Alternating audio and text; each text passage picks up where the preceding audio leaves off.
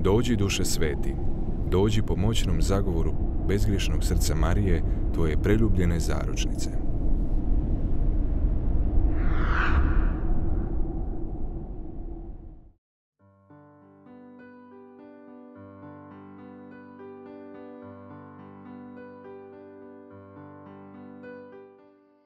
Iz Evanđelja po Marku. Kad su odande otišli, putovali su kroz Galileju, ali nije htio da to itko dozna. Poučavao je naime svoje učenike. Tada im je rekao: Sin čovječji bit će izručen ljudima i oni će ga ubiti, ali će on ubijen nakon 3 dana uskrsnuti. Oni pak nisu razumjeli toga govora, a bojali su se pitati njega. Dođoše u Kafarnaum. Kad je već bio doma, upita ih: O čemu ste putem raspravljali? Oni su šutjeli, jer putem bijahu međusobno raspravljali tko je najveći. On sjede, dozva 12 pa im reče: Tko god želi biti prvi, neka bude zadnji od sviju i poslužitelj svima. Zatim uze malo dijete, postavi ga među njih te ga zagrli i reče im: Tko primi radi mene jedno od ovakve male djece, mene prima. A tko mene primi, ne prima toliko mene, nego više onoga koji je mene poslao.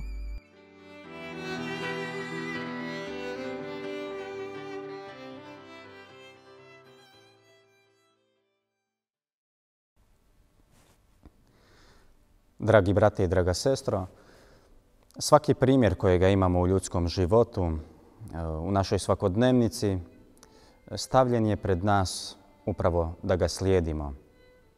Primjer sportaša, primjer nekakvog glazbenika, primjer nekakvog glumca itd.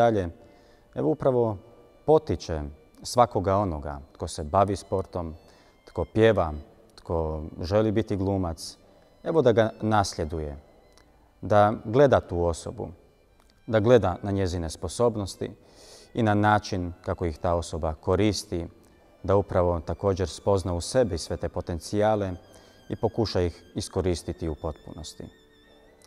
A Isus danas govori da za kršćanina, onoga koji slijedi evanđelje, primjer djeteta, odnosno primjer djetetovih nesposobnosti, primjer djetetova neodgoja, primjer djetetove nezrelosti, evo da je to ono što moramo prije svega spoznati u sebi.